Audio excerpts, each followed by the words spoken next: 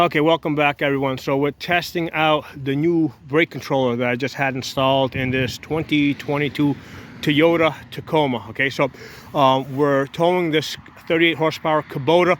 The tow capacity of this Tacoma is 6,400 pounds, and we're right about there. We're just a tiny bit underneath the max tow capacity with the combination of the tractor and the trailer here. Now, the nice thing about this tractor trailer is that I am able to move the tractor front and back to make sure that I have a good balance that doesn't put too much tongue weight and push down on the back of the truck. So what I did is I used the tape measure, and what I did is I measured from the ground to the top of the fender over here, right underneath the wheel. So I got 35 inches in the back and 35 inches in the front.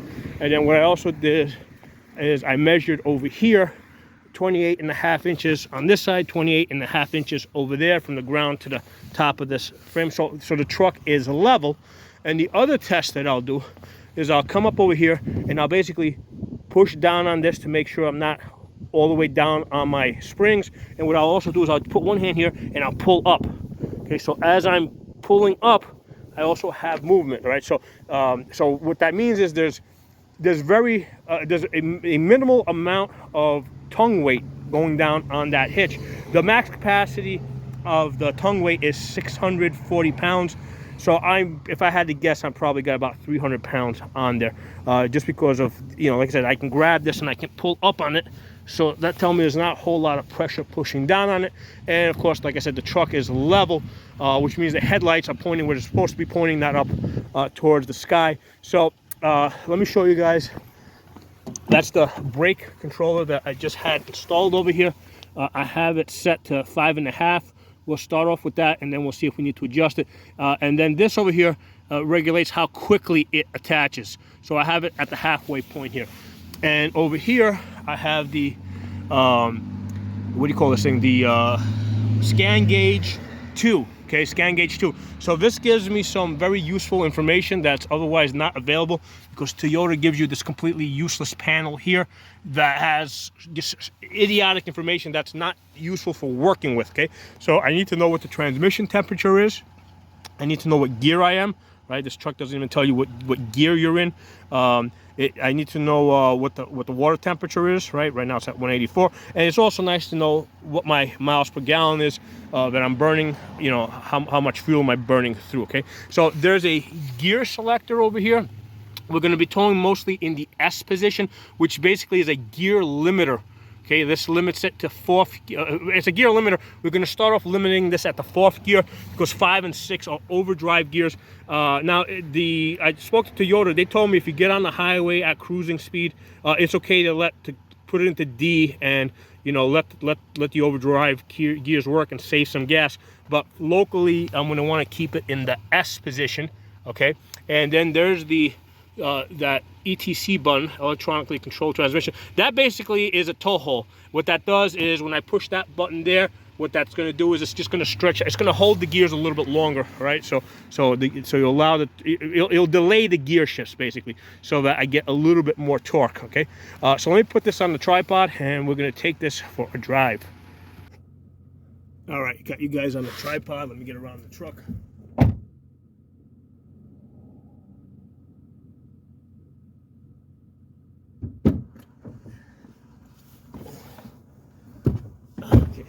Tripod. So the nice thing is I can swing you guys around and you can see the tractor behind us, and I can also see that the camera's running, and I can rotate this around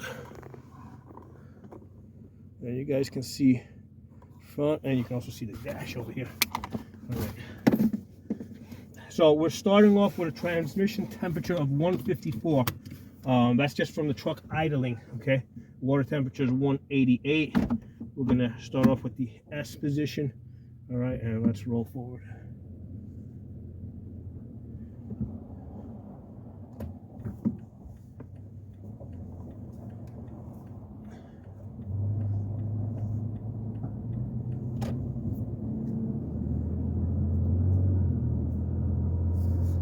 So we're in 2nd gear. The camera is about 2000. So the water gauge that comes with the truck is pretty useless. It's not sensitive enough. So that's why the water gauge that's on the scan gauge, you know, that gives me a more precise reading. Right now I'm up to 197. Transmission temperature's up to 165. So transmission temperature's rising pretty quickly. So the max on this is 280. Okay.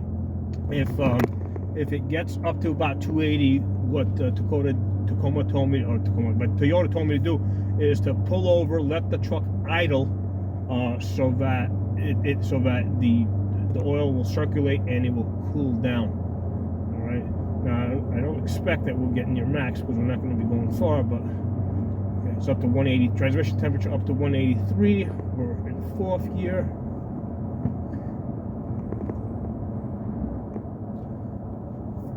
Lights on, we're starting to get dark. First, I applied a little bit of brake pressure just to see how it would feel. The truck's braking good.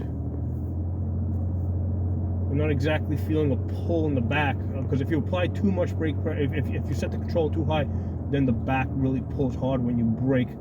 I got a couple of cars behind me right now, so I can't play around with that too much. Yeah, I think I want to set the brake control a little bit higher. So I should be able to do that while I'm driving here. So let's go up to, it's at 5. Let's go to 6.5. So brake control is set to 6.5. We're basically pulling in third gear. That's getting us up to about 30 miles an hour. 2,000 RPM. Part of the reason why I'm going to be reading out loud these numbers, because this is the information I was trying to find out when I was, you know, basically shopping around with this truck and trying to get information about towing it. And you know, as I was watching other people's videos on towing with a Tacoma, I mean, this is the information that would have been useful to me. Okay. So right now we're cruising at about 40 miles per hour. We're in fourth gear, 2,000 RPM. We're burning about 10, getting about 10 miles per gallon on level ground. I mean, it's, like right now it's shot to 19 miles per gallon, 16. I'll read out the number, 16. So on level ground, we're doing 16. Slight descent over here, 22 miles per gallon over here. So this information is coming straight from the car's computer. Now, as I'm driving, I am feeling like a little bit of a up down, so it probably might need a little bit more. Tongue pressure. We just went over a bump. I didn't feel anything major. So the torque converter is at 185. So there's, when you're setting up the scan gauge, there's two numbers that you can set up. One is the temperature in the oil pan of the transmission, and the other one is the torque converter itself. The torque converter temperature is going to fluctuate more. It's going to get hotter. So that's what I kept, because you can only have 4 pieces of information reading out here. So I didn't think it was useful. So I had to kind of select. So right now we're up to 204 degrees on the torque converter. So temperature's rising, water temperature staying level at 193. We're getting about 9.5 miles per gallon, going up this slight upgrade.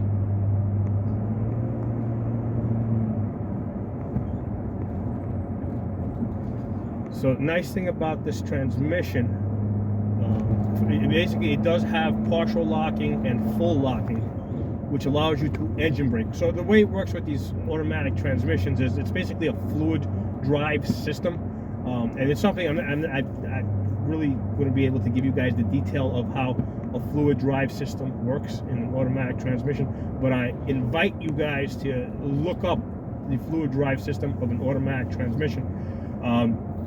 But this also locks, and that locking mechanism also allows the truck to engine brake when it's going downhill. That's interesting. The temperature dropped to 181. So the transmission cooler is definitely doing its job. Okay, temperature has dropped. The truck is towing really nice, and this is a pretty hilly area that we're driving through, lots of curves, and I definitely wanted to go through this on a dry day, you know, under controlled conditions where I'm not in a rush to get somewhere. you know, so that in the wintertime, I mean, what I plan to do with this truck is in the wintertime, if we get like 2 feet of snow in this, you know, the plow trucks sometimes have a real hard time plowing some of these developments around here. So when we get like 2 feet of snow, that's when I plan to bring this truck out. And the nice thing about this is when we get like 2 feet of snow, I mean, you know, this truck is, you know, I can easily, I mean, on a short driveway, I'll hit it for $200. On a medium-sized driveway, that's up to like maybe, I don't know, 75 feet. I mean, I'll hit it for $300. There's some driveways out here, they're really long. They'll go like 200 feet. That's a $500 job, you know. So that's where this will make some, you know, some side money. So here we go. So temperature, because now we're going up hills here. So we're cruising in 3rd gear. Temperatures, transmission temperature 210. You can hear the engine humming. But definitely no trouble pulling up these hills. I mean, these are hills, okay? These are short, tight hills. And now we're going downhill. I'm kind of pulsing my brakes here. I can see that with the setting I have on it, I'm braking pretty good. Transmission temperature's dropping. When it went down to 194. Now it's up to 206. So it's right around that 200. So transmission temperature staying around 200, towing at the max capacity of 6,400 pounds.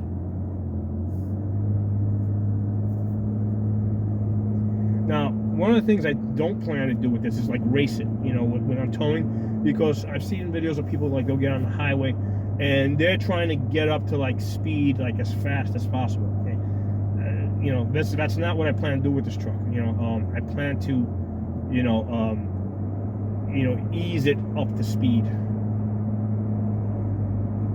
Now, prior to this truck, I had a 2012 Toyota Tacoma. That was a 4-cylinder. I think the torque on that, the horsepower on that, I think was 160. Torque was like 180. That I didn't want to try and tow something this heavy. We just dropped down to 2nd gear here. We're going up a steep incline. Torque converter temperature 222. It's the highest we've seen it. So it's up to 220 right now. 222. See if it comes down. So with my old truck, which was a 4-cylinder, that was a 5-speed manual transmission. You know, the main reason why I didn't want to tow with that is because it didn't have the transmission cooler. And when I spoke to Toyota, they told me the same thing with that truck way back in 2012 when I bought it. I had also bought that brand new. They told me that the main issue, because here's the thing, with a 5-speed transmission, I mean, you could pull it. You'll just do the work in a lower gear. But the issue was the transmission overheating. So that truck couldn't do it. So what I would do is, if I needed to tow this tractor around, I would actually go to U-Haul and I would rent like an F-150 or a 1500. So that's what I've been doing for the last couple of years. I used to have an F-550. I used to tow this around really easy with that. But after I had to get rid of the F-550 because it was like a 1999. It was just starting to rust out from underneath me. The maintenance expense on that was getting really expensive. So what I did is when I got rid of the dump truck, right, because that was an F-550 dump truck, what I did is when I had to tow this tractor, what I would do is I would go to U-Haul and rent out one of their F-150s or 1500s. It would cost me something like $80, and I would get this where I needed to go. By the way, torque converter is down to 188. So the temperature on the torque converter had peaked. We had seen it peak at around 220, and now it has dropped to 186. So it's having no trouble pulling this up and down these hills. No trouble cooling the temperature down. Water temperature is at 197. We're going downhill in 4th gear. What I was trying to say earlier about this transmission having the ability to partially lock and unlock, that allows you to engine brake as you're going downhill. So as you're engine braking, that basically saves your brakes. Okay. Let me try to figure out where I want to go from here. What I want to do is basically find a place to turn around. Because I've got plenty of data now as far as what this truck can do and what it can't do. And it can easily pull 6,400 pounds around here locally.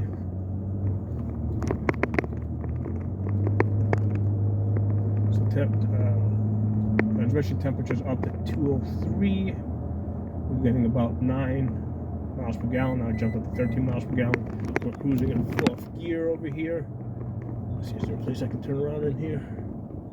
Yeah, it looks like a nice big parking lot. Turn around in here.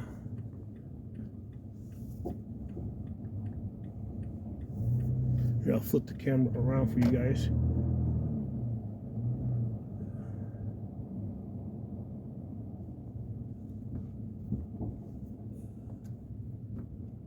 Yeah, as soon as I brake, I can definitely, at this point when I brake, I can feel the trailer pulling in the back.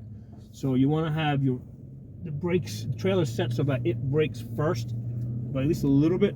This way you don't jackknife. You want the, because otherwise if the truck, let me swing this around so you guys can see what's going on behind us. Make sure the camera's working. There you go. So when you're braking, you want to set your trailer so that it brakes just a little bit earlier. Because if the tow vehicle brakes first, and then the trailer is pushing it, that's going to jackknife you.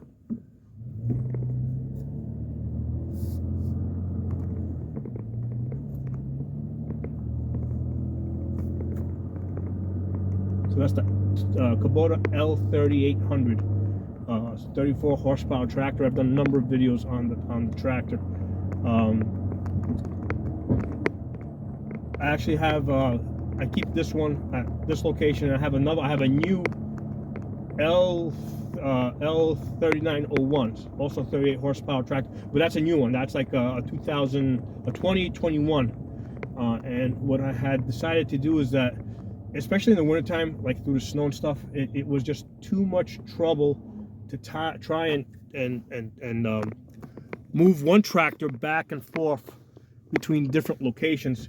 What I decided to do was it was just a lot more convenient just to buy a second tractor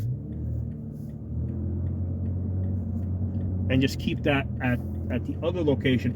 And then this way I can, basically they're like at opposite ends of this town, more or less. And what that allows me to do is, if I got one tractor at one end of the town, I decide which I need to go out and do some work, I can decide which of the two tractors is closer, and then I can use that, I can use that tractor to get to that location and do the work. Now this is basically a side gig for me, just some extra money. I ever do like sometimes if we get like 2 feet of snow, I'll put myself out there for some snow plowing, but I'm not gonna go out there if we got like 4 inches of snow.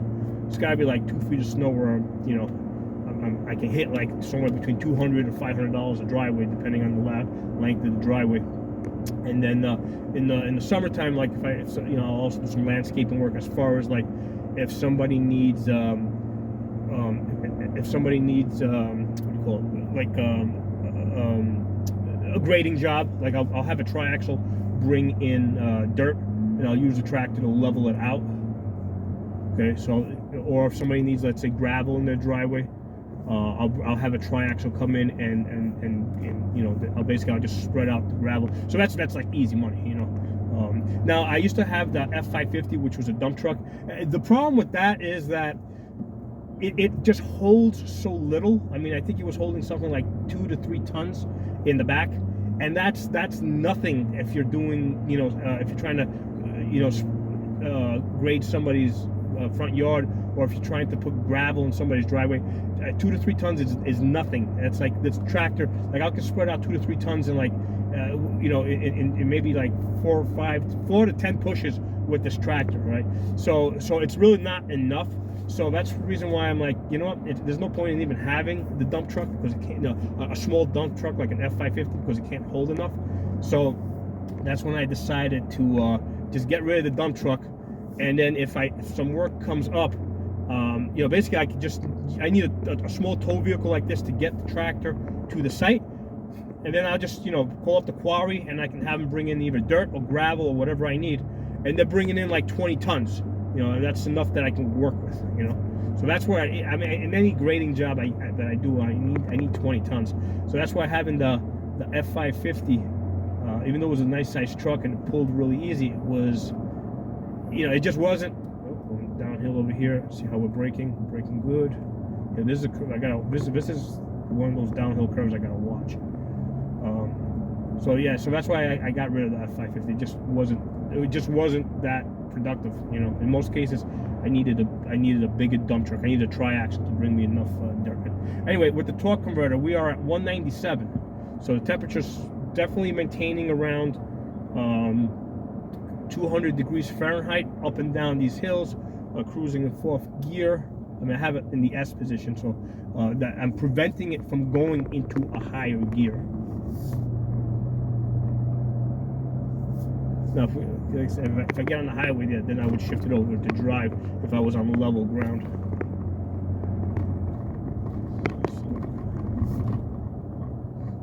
So the videos that I do, a lot of times they end up being videos like I was looking for that information, couldn't find it, and then my mind is like, okay, this would be a great video to put out there for people to see, you know, because if I wanted the information, I couldn't find it.